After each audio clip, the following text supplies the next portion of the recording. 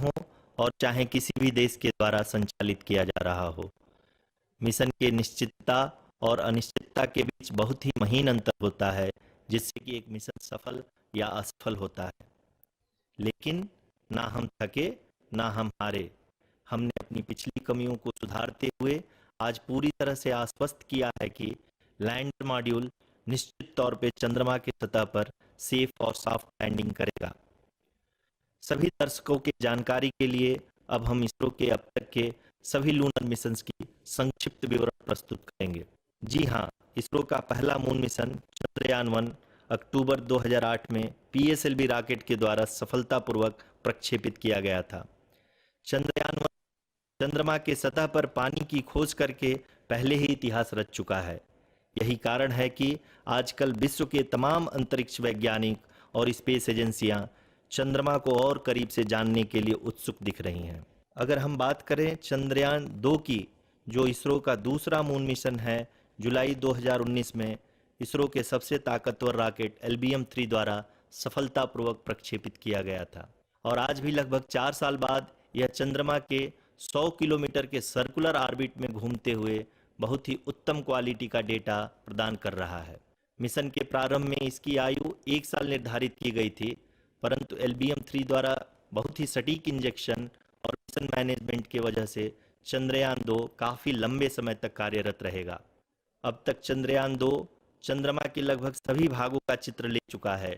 इसका एक बहुत ही महत्वपूर्ण पेलोड OHRC यानी कि ऑर्बिटर हाई रिजोल्यूशन कैमरा विश्व का सबसे बेहतरीन कैमरा है, जो कि चंद्रमा के सतह का लगातार पिक्चर भेज रहा है। अब मैं आरुषि जी से निवेदन करूंगा कि वो आप लोगों को इसरो के वर्तमान मिशन चंद्रयान 3 के बारे में बताएं। अभी आपने मिश्रा जी के द्वारा सुना इसरो के अब तक के लूनार मिशंस का विवरण। अब चलते हैं टुवर्ड्स चंद्रयान।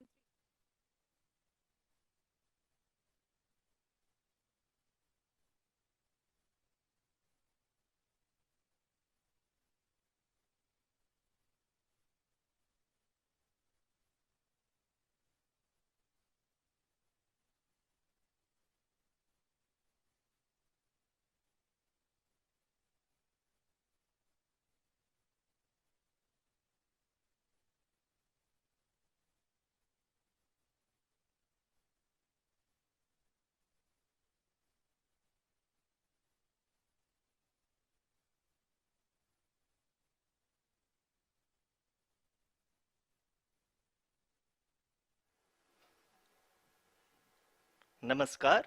इसरो के इस महाअभियान से जुड़ने के लिए आप सादर आमंत्रित हैं। मैं पद्मदेव मिश्रा अपने को होस्ट श्रीमती आरुषि सेठ के साथ आप सभी को और देश विदेश से जुड़े सभी दर्शकों का हार्दिक अभिनंदन और स्वागत करता हूं। 23 अगस्त 2023 आज की शाम इसरो के वैज्ञानिकों और सभी अंतरिक्ष वैज्ञानिकों के साथ लैंडर मॉड्यूल को चंद्रमा के सतह पर उतरने के ऐतिहासिक पलों को देखने के लिए तैयार और उत्सुक हैं। जी हाँ, इसरो के गौरवपूर्ण इतिहास में एक और अध्याय जुड़ने जा रहा है और आज हम सब लोग इसके साक्षी बनेंगे। आप ये सारे विजुअल्स अपने स्क्रीन पर इसरो के मिशन ऑपरेशन कॉम्प्लेक्स यानी मॉक्स से देख रहे हैं, जो कि बेंगलुरु में स्थित telemetry tracking and command network ISTRAC से प्रसारित किया जा रहा है। ये विजुअल्स आपको पावर डिसेंट के काउंटडाउन और उस पथ को प्रदर्शित कर रहा है जिस पे चलकर लैंडर आज चंद्रमा के साउथ पोल पे सेफ और सॉफ्ट लैंडिंग करेगा। आपको ध्यान दिला दूं, इस समय हम लोग पावर डिसेंट शुरू होने से लगभग 22 मिनट दूर हैं।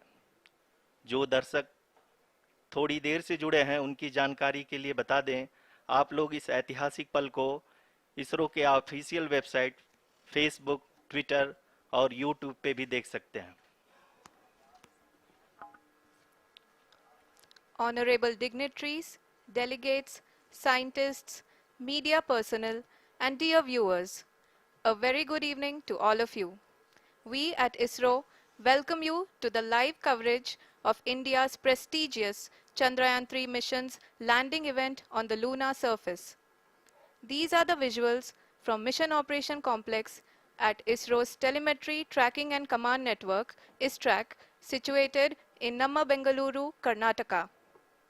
I, Arushi Seth, and my colleague, Dr. Padamdeo Mishra, are your hosts for the evening and shall accompany you on the journey of the landing event from powered descent start to touchdown. Today, we shall be witnessing the final phase of the critical and most technologically challenging mission operations of Chandrayaan 3, wherein the lander module will be making a safe and soft landing on the surface of the moon. These display screens show the countdown to the power descent start as well as the path that will be followed by the lander module. We are 18 minutes away from the commencement of power descent. India is at the brink of creating history as we all await with bated breath to witness the landing on Moon's south polar region.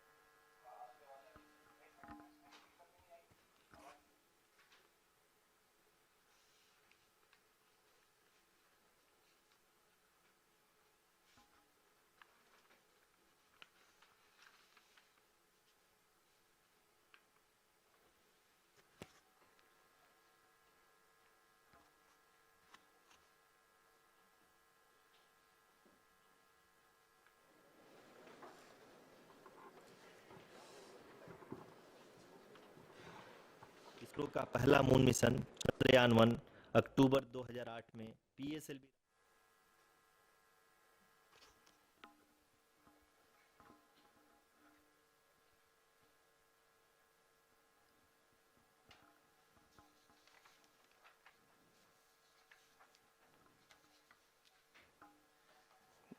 धन्यवाद आरुषि। अगर मैं सही मायने में कहूं तो अंतरिक्ष का कोई भी मिशन हो और चाहे किसी भी देश के द्वारा संचालित किया जा रहा हो, इसरो मिशन की निश्चितता और अनिश्चितता के बीच बहुत ही महीन अंतर होता है, जिससे कि एक मिशन सफल या असफल होता है। लेकिन ना हम थके ना हम हारे। हमने पिछली कमियों को सुधारते हुए आज पूरी तरह से आश्वस्त किया है कि लैंडर मॉड्यूल निश्चित तौर पे चंद्रमा के सतह पर सेफ और सॉफ्ट लैंडिंग करेगा।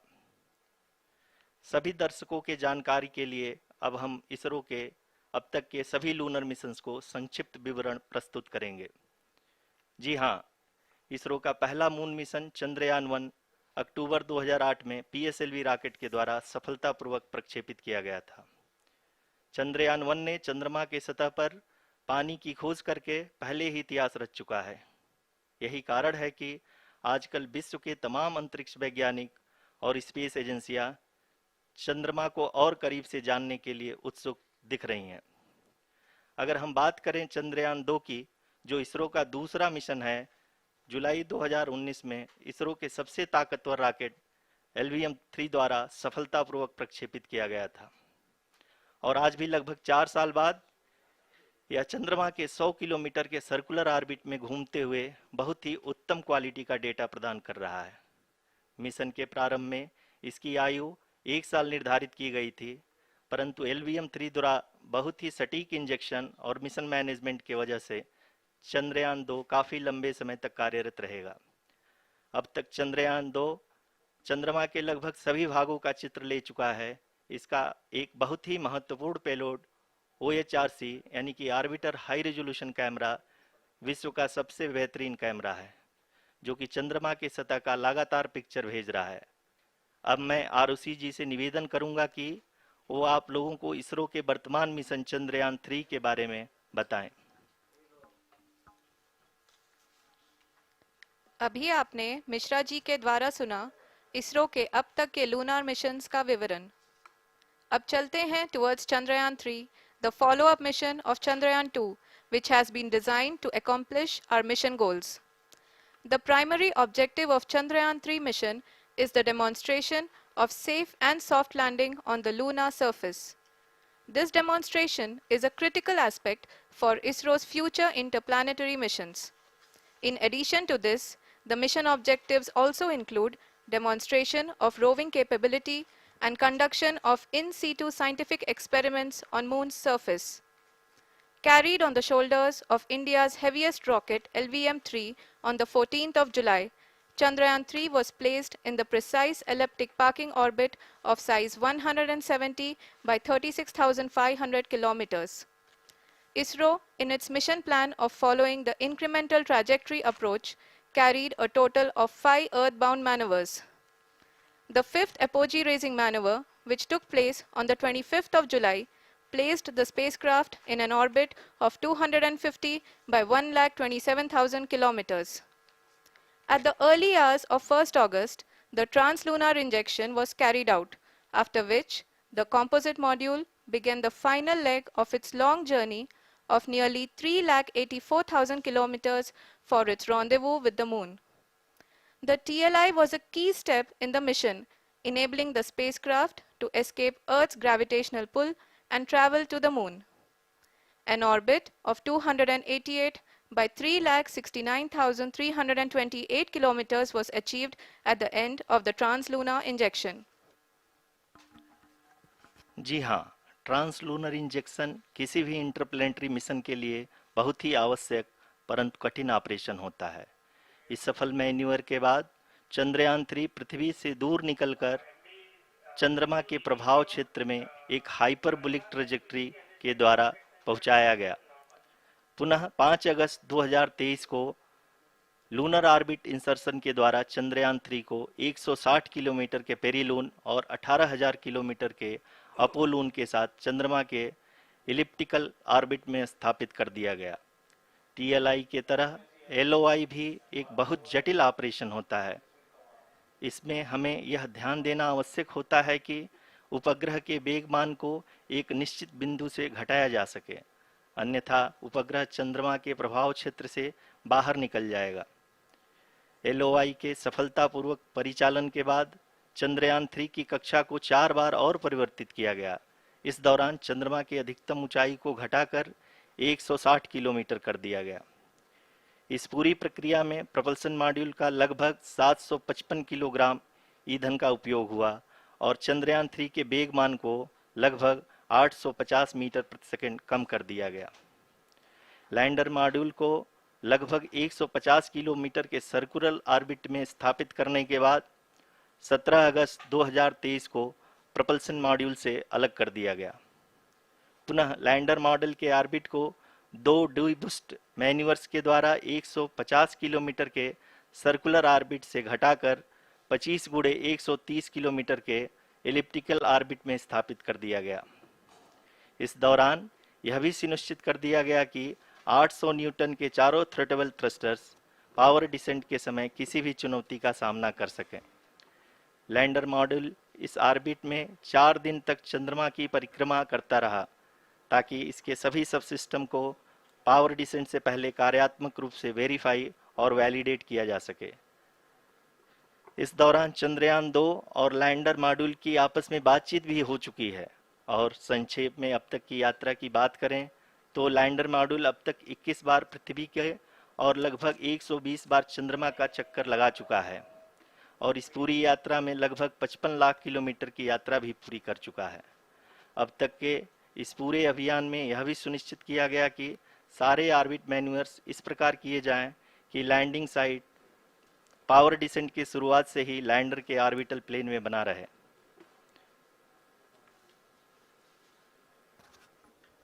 Make it further that is true indeed. We have arrived at the crucial juncture wherein the orbit plane contains the desired landing site at the start of powered descent. We are also happy to announce that live images from the Chandrayaan-3 lander imager camera is being received continuously. The demonstration of soft landing on the moon's surface is no ordinary feat due to the innumerable challenges and complexities involved. The lander velocity has to be killed from nearly 6,048 kilometers per hour without any aid from the thin and tenuous moon's atmosphere.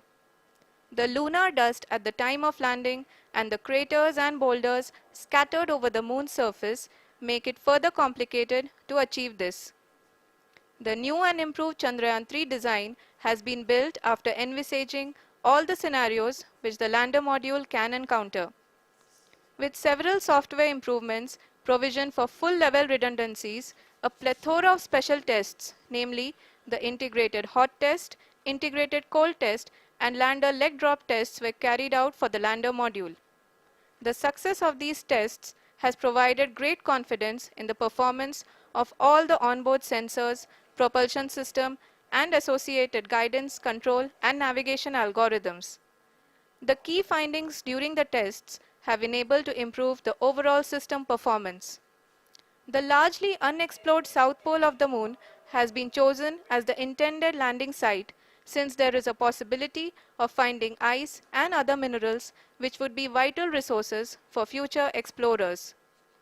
Apart from continuing investigations pioneered by Chandrayaan-1 and Chandrayaan-2, the Chandrayaan-3 mission will also provide invaluable data to the science community around the world. Let us give our viewers a glimpse on the configuration of Chandrayaan-3 mission.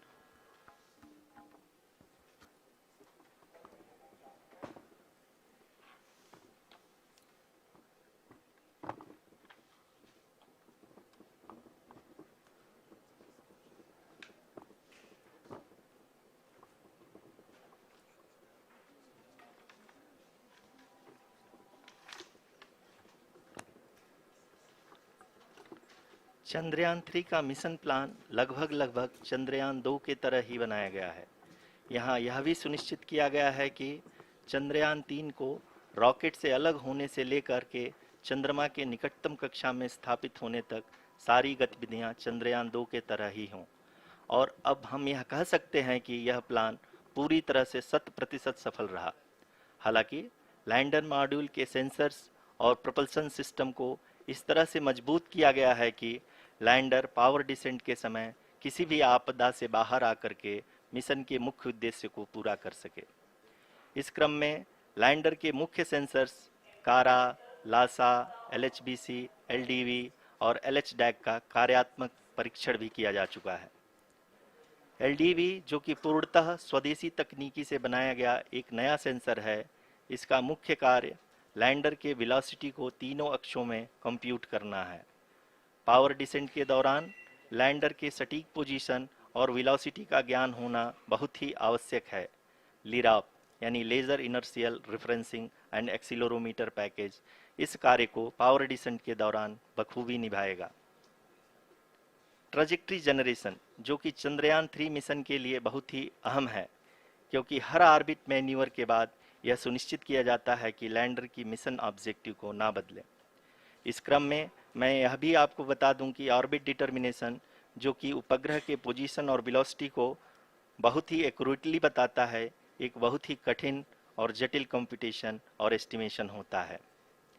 यहाँ यह भी जानना महत्वपूर्ण है कि चंद्रयान 2 का OHRC payload अब तक काफ़ी ऊंचे स्तर का डैम प्रदान किया है, जिसके फलस्वरूप लैंडिंग साइट के सीमा को बढ़ाकर 4 × 2.4 किलोमीटर कर दिया गया है, जो कि पावर डिसेंट के दौरान सॉफ्ट लैंडिंग कराने में काफ़ी सहायक सिद्ध होगा।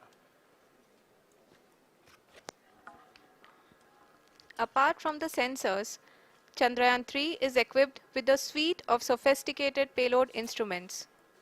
While Chandrayaan-1 and Chandrayaan-2 orbiter have provided abundant remote sensing data of Moon, equally important are the on-site localized measurements that provide ground truths. Lander and rover have payloads which are completely new and will perform in situ analysis of lunar surface. The two spectroscopes on rover, APXS and LIBS, will actively measure the surface elemental abundances at the landing location and surrounding area. The lander carries a seismometer ILSA that can sense impact events and lunar quakes. The thermal probe CHAST will measure the temperature profile and thermal conductivity of Moon's regolith. The Rambha payload will carry out lunar ionosphere studies, while the laser retroreflector array shall be a passive location indicator for future spacecraft equipped with laser altimeter. The propulsion module has not been left behind, and an experimental shape payload has been added to it as a value addition. It will help in understanding the nature and characteristics of water-rich planets and will also aid in the future study of potentially habitable exoplanets. We are minutes away from the start of powered descent. The entire powered descent shall be carried out by the onboard autonomous landing sequencer or ALS, which is a series of instructions preloaded to the lander module. These instructions include the commands to be executed, data to be collected and analyzed, and decisions to be made and executed autonomously throughout the powered descent.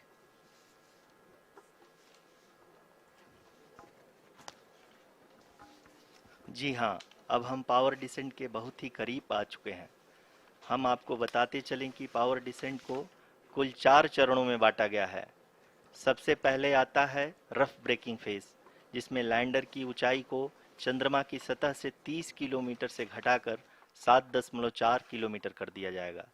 इस पूरी प्रक्रिया को पूरा करने में लगभग 11.5 minute लगेगा और इसका समानांतर वेग 1680 मीटर प्रति सेकंड से घटाकर 358 मीटर प्रति सेकंड हो जाएगा।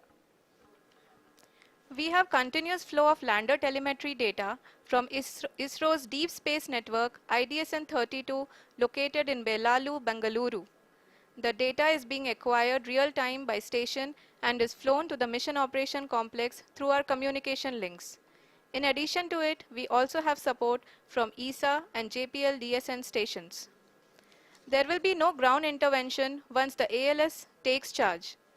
The preparation for today's event had started 48 hours before, wherein various pre-selections and uplinking of parameters for the autonomous landing sequence were carried out.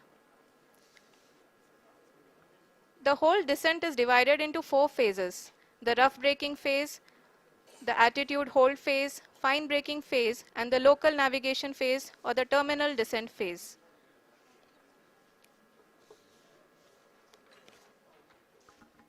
जी हाँ, एटीट्यूड होल्ड फेज, जो कि power descent का दूसरा चरण है, एक बहुत ही महत्वपूर्ण फेज है। इस 10 सेकंड के स्मॉल ड्यूरेशन के दौरान लैंडर के दो महत्वपूर्ण सेंसर कारा और लासा लैंडर की ऊंचाई की गणना करेंगे। इस फेज के पूरा होते ही लैंडर चंद्रमा के सतह से कुल 6.8 किलोमीटर की ऊंचाई पर होगा। During the rough braking phase, the lander velocity shall be brought down from 1680 meters per second to 358 meters per second. The altitude will be brought down from 30 kilometers to 7.4 kilometers at the end of rough braking.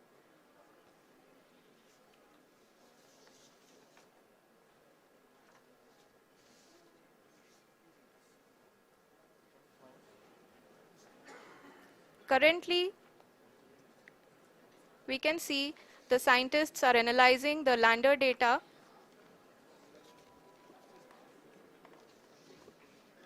जी हाँ, हम ये देख सकते हैं कि mission operation complex रूप में बैठे सभी वैज्ञानिक ये जो भी डेटा देख रहे हैं वो डीप स्पेस नेटवर्क IDSN 32 के द्वारा प्रोवाइड किया जा रहा है। और अगर हम अब बात करें पावर डिसेंट के तीसरे चरण का, जो कि फाइन ब्रेकिंग फेज होगा, जिसमें लैंडर लैंडिंग साइट से जस्ट 800 मीटर की ऊंचाई पर वर्टिकली होगा। इस चरण को पूरा होने में लगभग 3 मिनट लगेंगे और इस चरण के पूरा होते ही लैंडर की वेलोसिटी लगभग शून्य हो जाएगी। The scientists here at ISTRAC are glued to their systems, analyzing all sorts of complex data. We are very close to the powered descent, to the start of the powered descent phase.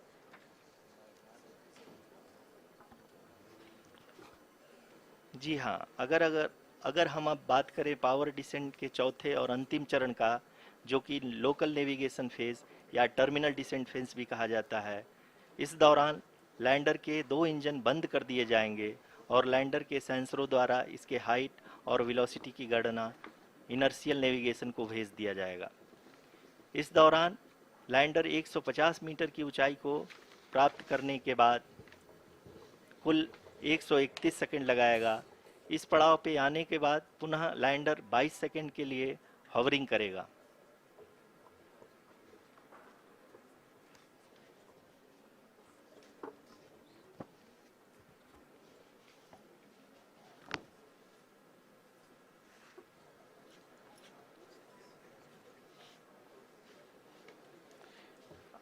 आप इस समय अपने screen पे mission operation complex में बैठे सभी मान्यगणों को देख सकते हैं, जो कि बहुत ही उत्सुकता के साथ टेलीमेट्री डेटा को देख रहे हैं।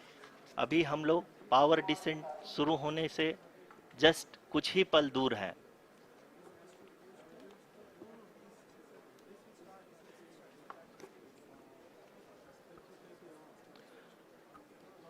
पावर डिसेंट शुरू होने में लगभग 30 सेकंड ही बचा है और हमको ये सारे data mission operation complex room में आईडीएसएन 32 के द्वारा, जो कि लगातार लैंडर के कनेक्शन में बना हुआ है, प्रदान कर रहा है। Dear viewers, the pivotal power descent has begun and the lander module is propelling towards the moon's surface along the intended trajectory.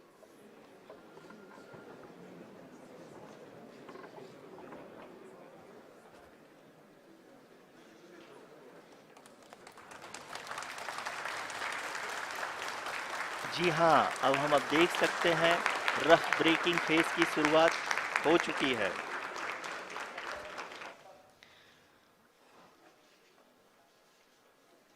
During this rough braking phase, the lander velocity shall be brought down from 1680 meters per second to 358 meters per second. The altitude will be brought down from 30 kilometers to 7.4 kilometers at the end of rough braking. All this in the duration of 690 seconds or 11.5 minutes. Currently, the Laser Inertial Reference and Accelerometer package (LIRAP) is aiding in the navigation. जी हाँ, अभी आप अपनी screen पे देख सकते हैं कि lander अब तक कुल 191 किलोमीटर हॉरिजेंटल दिशा में चल चुका है और अभी तक इसकी वेलोसिटी लगभग 31 किलोमीटर बनी हुई है।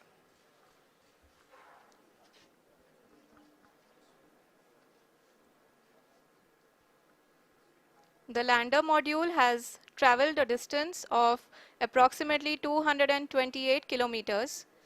The complete downrange that will be traveled during this phase shall be nearly 713.5 kilometers.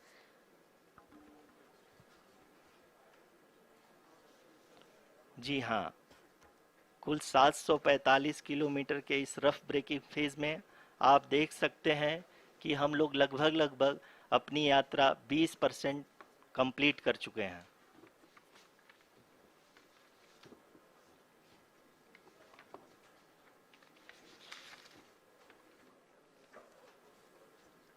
Power descent की यह शुरुआत हम कह सकते हैं कि बहुत ही सटीक और सधी हुई है, जिसमें लैंडर अपने वेगमान को अनुमानित तरीके से घटा रहा है।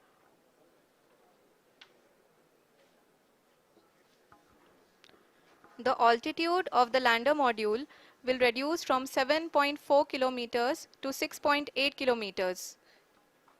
During the next phase, which is going to be the attitude hold phase.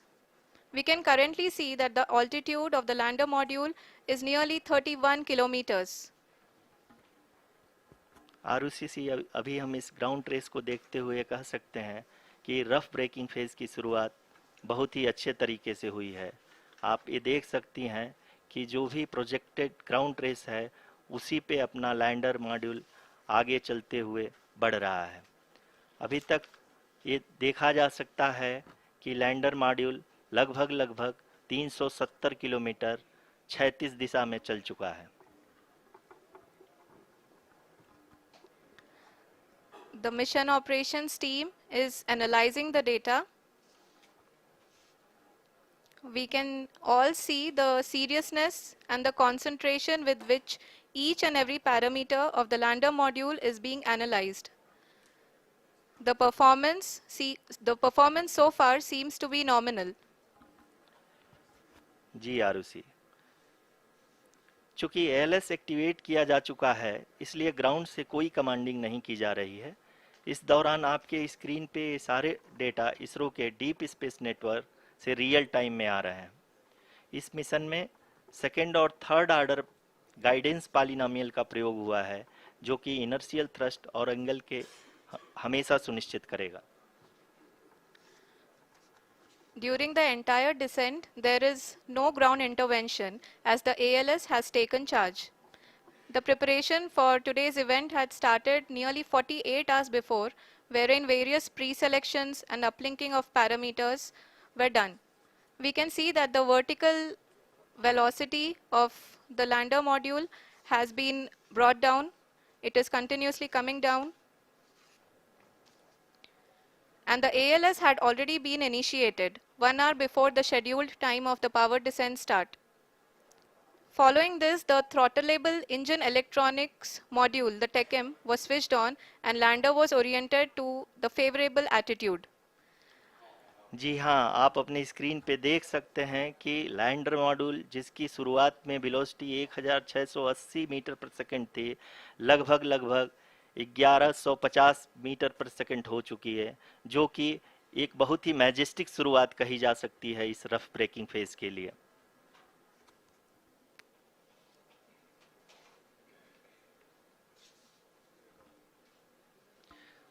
यहाँ पे मैं आपको ये भी बताते चलूँ कि आप अपने स्क्रीन पे देख सकते हैं कि द लैंडर मॉड्यूल का आल्टीट्यूड धीरे धीरे अब कम होता हुआ दिख रहा है, और जो कि एक्सपेक्टेड भी है।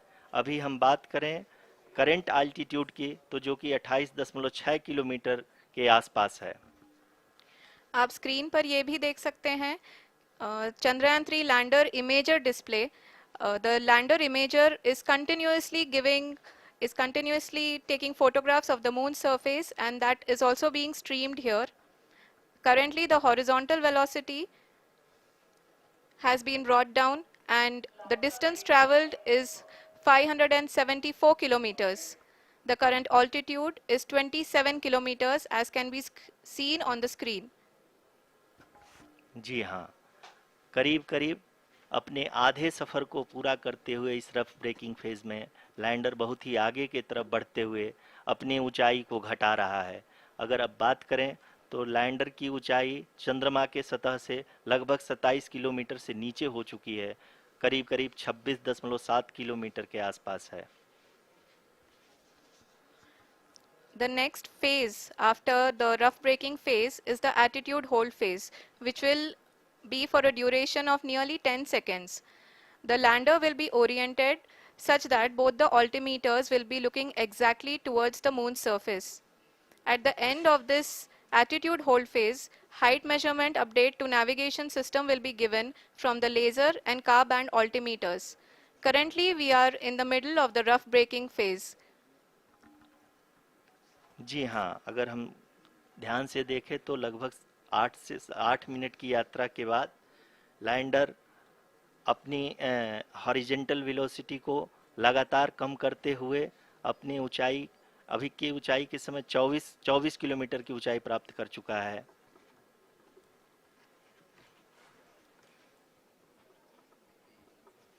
अब तक के आंकड़े को देखते हुए हम कह सकते हैं कि लैंडिंग पूरी तरह से नॉमिनल है। यहाँ पर हम देख सकते हैं कि हॉरिजेंटल वेलोसिटी लगातार कम होती हुई दिख रही है।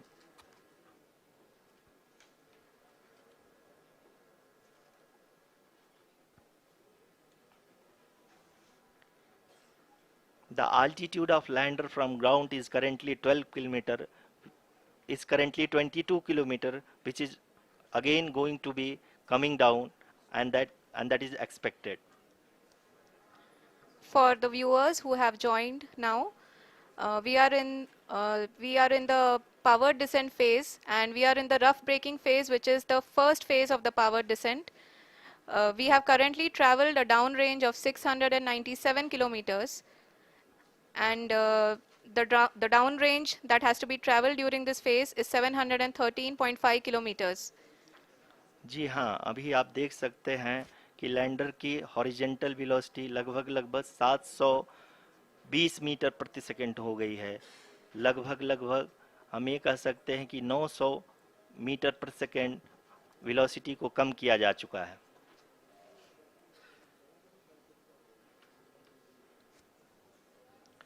At the same time, we can see the altitude of the lander is just 17.8 kilometer from the moon surface, which is going to be around 7.4 at the end of the rough braking phase.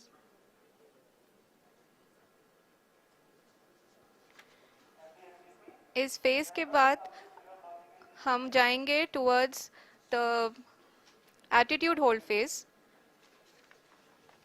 where we will be expecting sensor update from the laser and car band altimeters.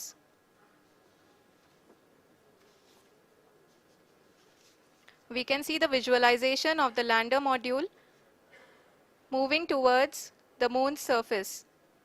The current altitude is nearly 15.2 kilometers and the distance traveled is 754 kilometers. We can also see the image that the lander imager camera has been providing.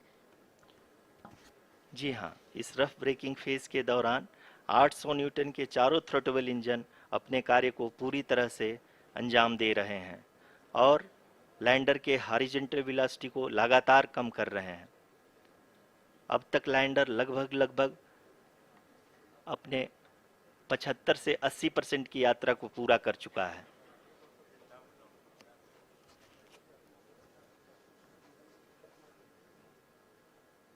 After the rough braking and the attitude hold phase, we shall be having the fine braking phase, which will continue for nearly 3 minutes.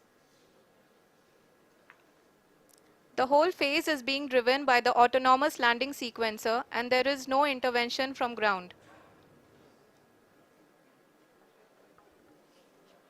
जी हाँ आरुषि, अभी आप अपनी screen पे देख सकती हैं कि जो करंट आल्टीट्यूड है चंद्रमा के सतह से लगभग 10 किलोमीटर के आसपास है।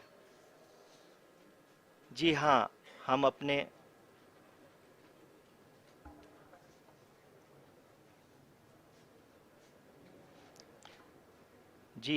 हमारे प्रधानमंत्री जी श्री नरेंद्र मोदी जी हम सभी का उत्साहवर्धन करने के लिए दक्षिणी अफ्रीका के जोहानसबर्ग से जुड़ गए हैं।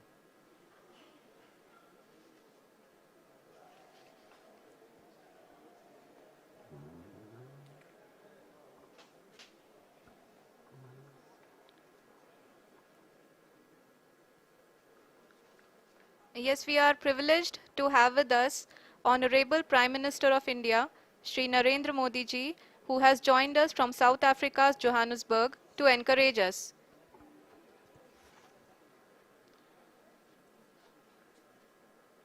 जी हाँ, आप ये देख सकते हैं एल्टीट्यूड होल्ड फेस भी बहुत ही आसानी से लैंडर फेस ने पार कर लिया है और अब फाइन ब्रेकिंग की शुरुआत हो चुकी है। अभी हम ये देख सकते हैं कि लैंडर की ऊंचाई लगभग 5.6 किलोमीटर है, जो कि इस फेज के उपरांत लगभग 800 मीटर हो जाएगी।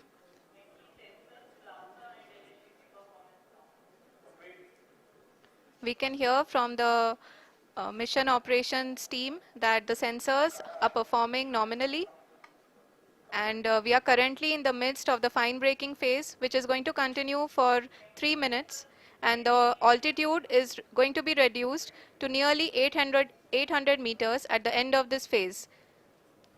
जी हाँ, जैसा कि आरुषि जी ने बताया कि लगभग 3 मिनट के उपरांत लैंडर की हाइट लगभग 800 मीटर वर्टिकली होगी और यहाँ पे लैंडर की horizontal velocity, vertical velocity, even down range भी लगभग शून्य होगा।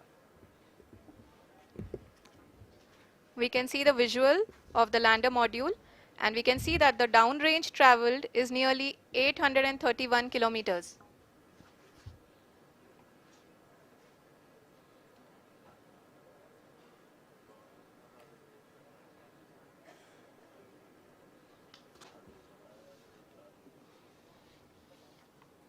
जी हाँ, आप अपनी स्क्रीन पे देख सकते हैं कि लैंडर की ऊंचाई अब चंद्रमा के सतह से लगभग 3 किलोमीटर से कम हो चुकी है।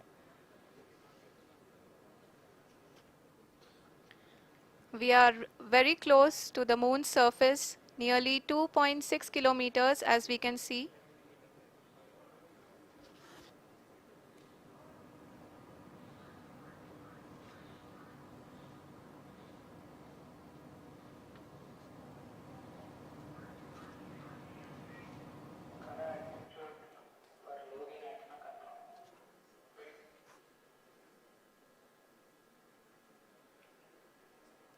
जी हाँ, अभी आप देख सकते हैं कि लैंडर की ऊंचाई लगभग लगभग 1 किलोमीटर के आसपास है।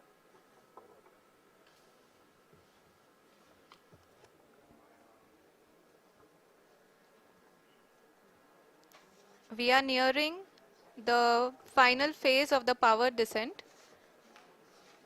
which is going to be the vertical descent phase or the local navigation phase. जी हाँ, अब हम फाइन ब्रेकिंग वेव्स के एकदम करीब आ चुके हैं। हाँ, आप तालियों के गड़गड़ाहट से सुन सकते हैं कि हम लोगों ने तीसरे चरण को भी बहुत ही सफलतापूर्वक हासिल कर लिया है और अभी हम वर्टिकल डिसेंट फेज में आ चुके हैं, जिसकी शुरुआत भी बहुत ही अच्छे ढंग से हो चुकी है।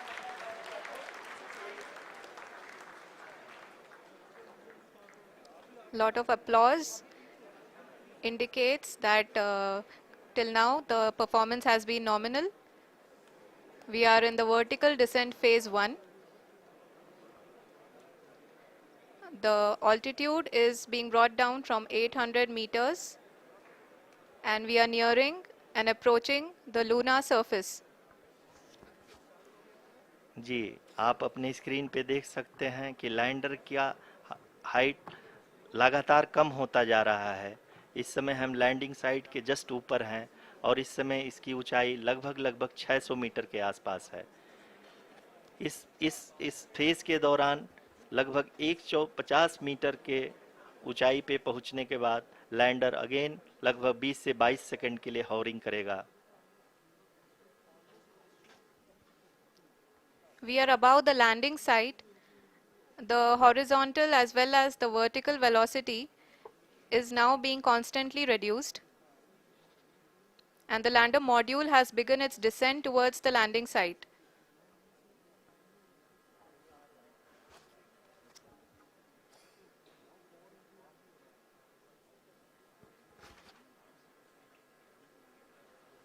जी हाँ, आप अपने स्क्रीन पे देख सकते हैं ये जो पथ निर्धारित किया गया है, लैंडर पूरी तरह से उसी को ही फॉलो कर रहा है। इस समय हम लगभग 200 मीटर की हाइट से भी कम आ चुके हैं।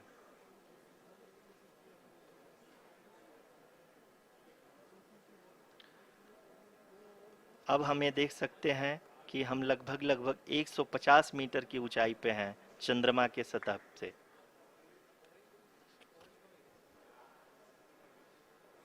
We are approaching the vertical descent phase 2, which will have the lander module hovering at nearly 150 meters above ji the हाँ, lunar surface.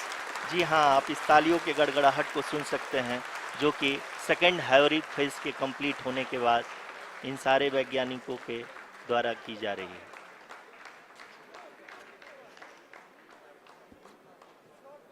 जी हाँ, आप अगर फिर से ध्यान से देखें तो एल्टीट्यूड पुनः कम होता जा रहा है। अभी हम लोग लगभग लगभग 135 मीटर की ऊंचाई पे हैं। The sensors that are updating at this point are providing confirmation of the safety of the landing site. As expected, the retargeting is going on and this is a very good signature for the lander. अभी आप ये देख सकते हैं कि lander की ऊंचाई लगभग 65 मीटर के आसपास बची हुई है।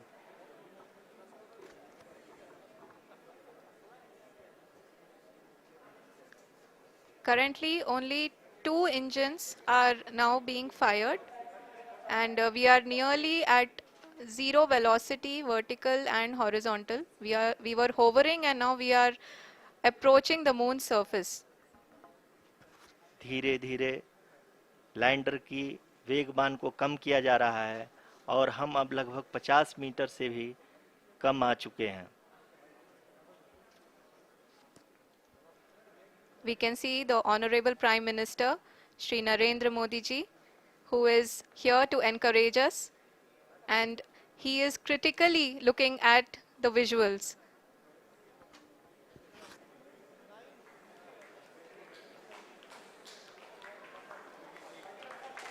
जी हाँ, आप अपने स्क्रीन पे देख सकते हैं कि हम lander module People are applauding.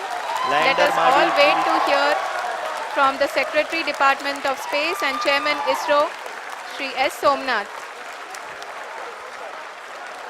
Lander module पूरी तरह से सेफली और सॉफ्टली चंद्रमा के सतह पे लैंड हो चुका है।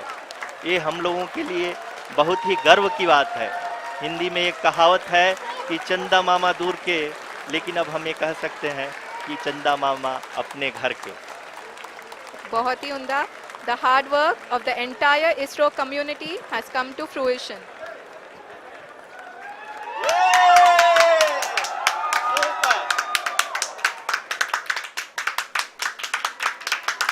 आदरणीय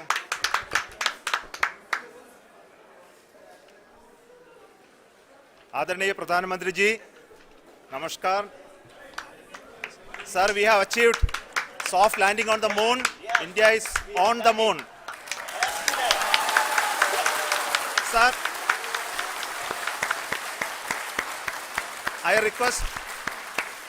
request our Honorable Prime Minister to address us and bless us. Thank you, sir.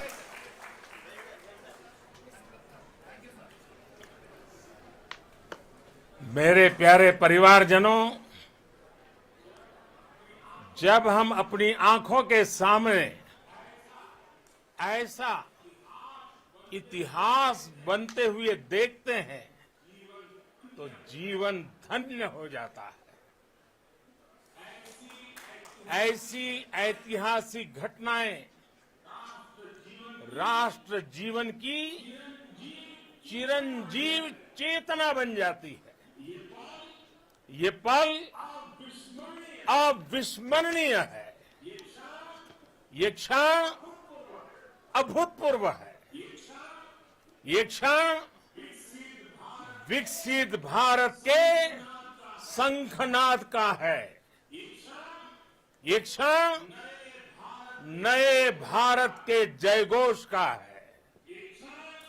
ये क्षण मुश्किलों के महासागर को पार करने का है। ये क्षण जीत के चंद्र पथ पर चलने का है। ये क्षण 140 करोड़ धड़कनों के सामर्थ्य का है। ये क्षण भारत में नई ऊर्जा, नया विश्वास, नई चेतना का है।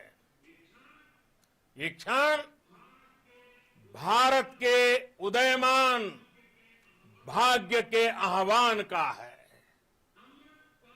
अमृत काल की प्रथम प्रभा में सफलता की ये अमृत वर्षा हुई है। हमने धरती पर संकल्प लिया और चांद पर उसे साकार किया।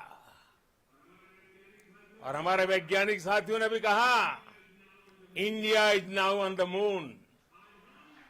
आज हम अंतरिक्ष में नए भारत की नई उड़ान के साक्षी बने हैं।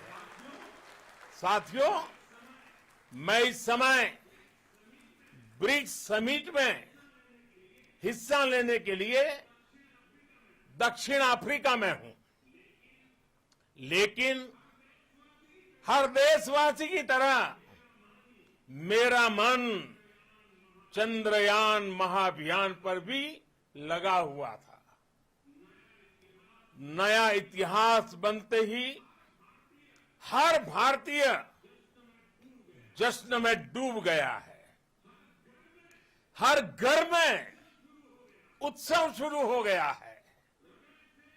हृदय से मैं भी अपने देशवासियों के साथ, अपने परिवारजनों के साथ इस उमंग और उल्लास से जुड़ा हुआ हूं।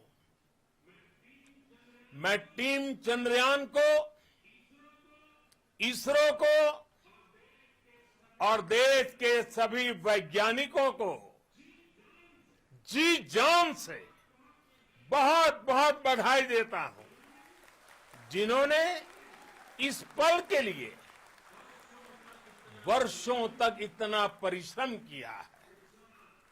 उत्साह, उमंग, आनंद और भावुकता से भरे इस अद्भुत पल के लिए मैं 140 करोड़ देशवासियों को भी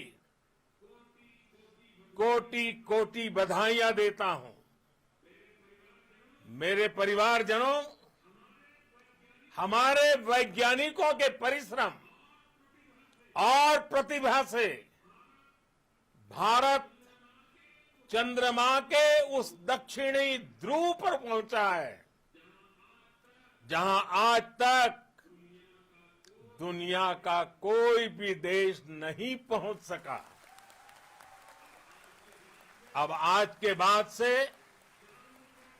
चांद से जुड़े मिथक बदल जाएंगे, कथानक भी बदल जाएंगे और नई पीढ़ी के लिए कहावतें भी बदल जाएगी। भारत में तो हम सभी लोग धरती को मां कहते हैं और चांद को मामा बुलाते हैं। कभी कहा जाता था चंदा मामा बहुत दूर के हैं, चंदा मामा बहुत दूर के हैं। अब एक दिन वो भी आएगा जब बच्चे कहा करेंगे चंदा मामा बस एक टूर के हैं। Friends, on this joyous occasion, I would like to address all the people of the world, the people of every country and region. India's successful moon mission is not just India's alone. This is a year in which the world is witnessing India's G20 presidency. Our approach of one earth, one family, one future is resonating across the globe. This human-centric approach that we present and that we represent has been welcomed universally. Our moon mission is also based on the same human-centric approach. Therefore, this success belongs to all of humanity, and it will help moon missions by other countries in the future. I am confident that all countries in the world, including those from the global south, are capable of achieving such feats. We can all aspire for the moon and beyond. मेरे परिवारजनों, चंद्रयान महाअभियान की ये उपलब्धि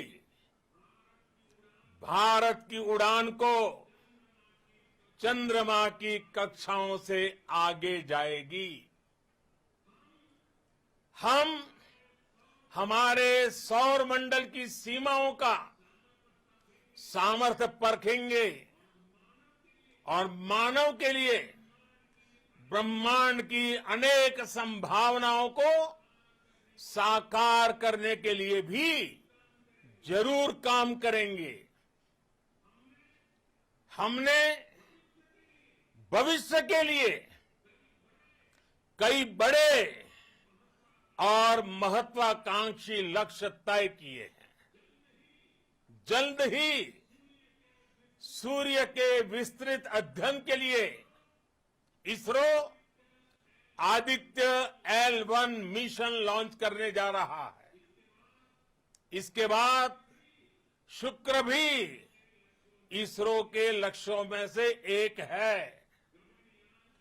गगनयान के जरिए देश अपने पहले ह्यूमन स्पेस फ्लाइट मिशन के लिए भी पूरी तैयारी के साथ जुटा है। भारत बार बार ये साबित कर रहा है कि sky is not the limit. साथियों, साइंस और टेक्नोलॉजी देश के उज्जवल भविष्य का आधार है। इसलिए आज के इस दिन को देश हमेशा हमेशा के लिए याद रखेगा। यह दिन हम सभी को एक उज्जवल भविष्य की ओर बढ़ने के लिए प्रेरित करेगा। ये दिन हमें अपने संकल्पों की सिद्धि का रास्ता दिखाएगा। ये दिन इस बात का प्रतीक है कि हार से सबक लेकर जीत कैसे हासिल की जाती है। एक बार फिर देश के सभी वैज्ञानिकों को बहुत बहुत बधाई और भविष्य के मिशन के लिए ढेरों शुभकामनाएं। बहुत बहुत धन्यवाद।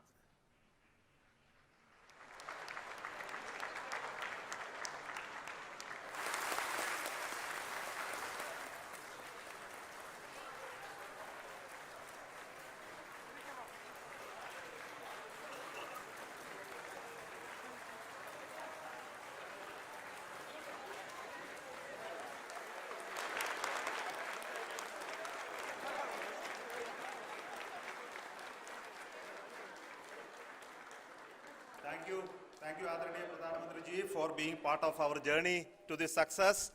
And let me take this opportunity to thank the people behind this mission, the project director of Chandrayaan-3. He is here.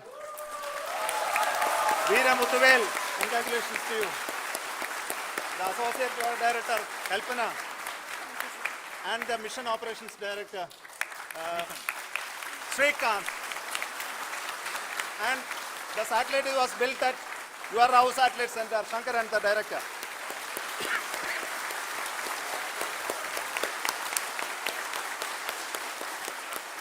Thank you, sir. Hello.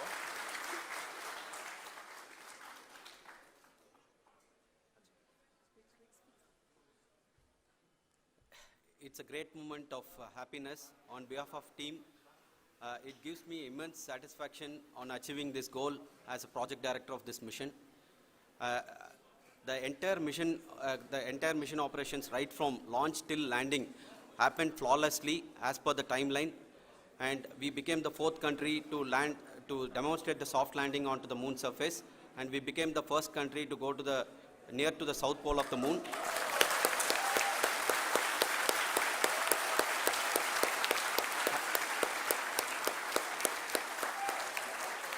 I take this opportunity to thank navigation, guidance and control team, propulsion team, sensors team and all the mainframe subsystems team who have brought success to this mission.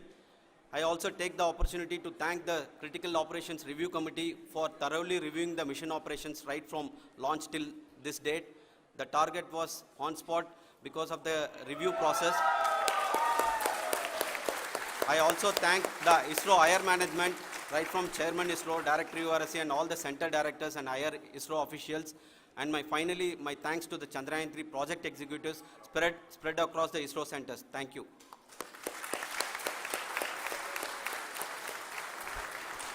Mission Director Srikanth. It gives me an immense pleasure to be part of Chandrayaan-3 and acting as Mission Director. I would like to thank each and every team member who has supported in carrying out all the mission operations flawlessly, and I would like to thank my senior management, Chairman ISRO, Director URSC, my senior colleagues and my team members for carrying out and supporting all the things carrying out in a proper way. Thank you very much. Associate Project Director Kalpana. Good evening to all. This will remain the most memorable and the happiest moment for all of us, for our team Chandrayaan 3. We have achieved our goal flawlessly. From the day we started rebuilding our spacecraft after Chandrayaan 2 experience, it has been breathe in, breathe out Chandrayaan 3 for our team. And starting from the reconfiguration to all the special tests and the simulations we have conducted meticulously, and this has been possible only because of our immense effort from our Chandrayaan 3 team, and of course with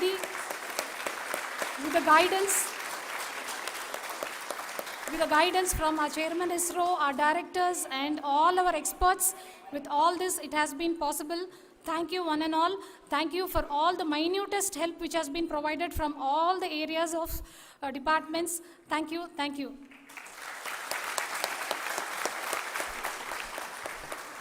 Now, Chandrayaan 3 is a result of the work done by thousands of scientists, engineers, our staff and industries and support team across ISRO and other places, other institutions.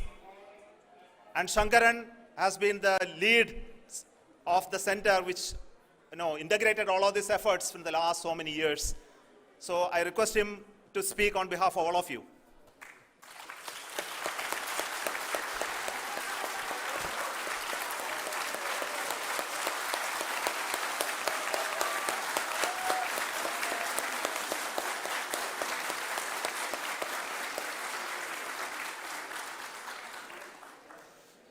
Thank you very much for the affection that has been displayed today now. Today, we have achieved what we set out to achieve in 2019. It was delayed by about 4 years, but we have done it. When Chandrayaan 3 was launched, after the separation of the spacecraft from launch vehicle, I said, I will speak the rest of the things after the soft landing. So here I will take a couple of minutes to tell the tremendous amount of effort that has been put in by the entire project team. When I say project team, it is not just only the project director and associate project director. Of course, they are the face of the project. They have been living, sleeping, eating, breathing Chandrayaan for the last 4 years. They have been supported by such a large number of people, particularly in the navigation, guidance and control area, propulsion system. This area, the amount of effort that has been put by people, the number of simulations that have been done, the number of reviews they have gone through, the amount of criticism they faced and overcome that. It is, as a person who has been watching this for the last 4 years along with them, my heart goes out for them. The amount of effort is tremendous. That is what ISRO is all about. That is what our organization has taught us to do. Now today, this success has put us even more higher responsibility, as the Honorable Prime Minister was telling, because we have set the bar now so high. Nothing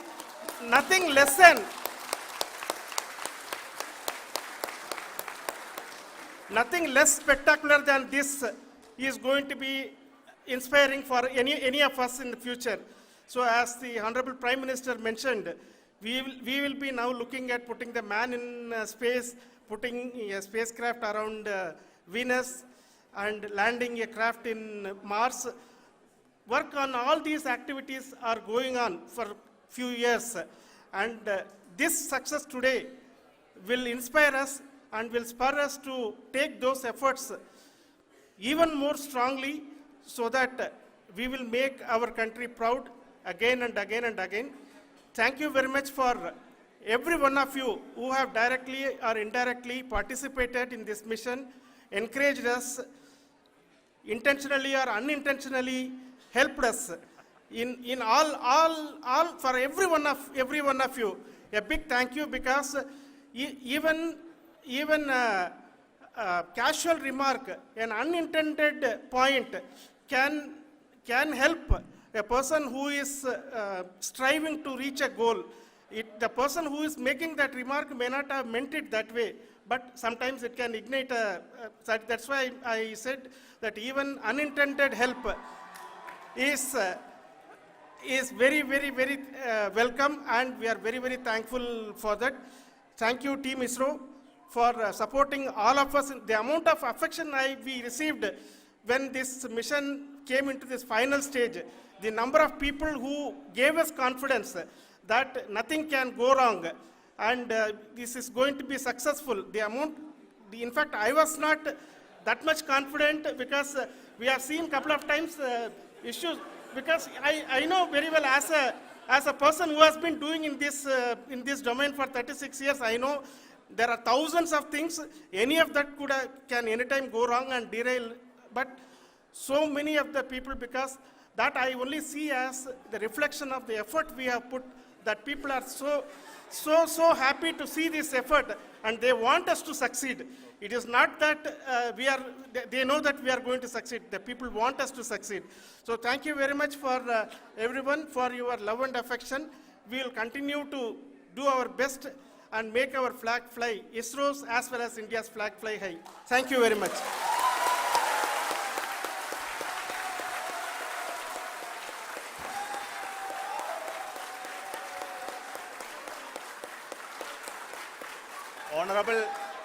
Honorable Prime Minister called me and conveyed his greetings to each one of you and your family for the wonderful work you did in ISRO. Thanks are to him for the support that he is giving to us for missions like Chandrayaan 3 and the missions that are in the offing. I think that's a great word of comfort that we are receiving for pursuing the inspirational work that we are doing for the nation. I want to tell you, and I want to thank you also for each and everyone who prayed with us in the last many days, who wanted this success to happen in ISRO. I thank all those people all around the country and maybe beyond the country for their blessings and wishes and affection that he has given to each one of us for doing this work for the last so many years. I want to specifically thank some senior people who have been standing with us, especially the name of Kiran Kumar sir and Mr. Kamalakar, Sri Koteshwar Rao. They have been helping so much. They were part of the team to help them to get the confidence and get the reviews done to ensure that nothing goes with any mistakes.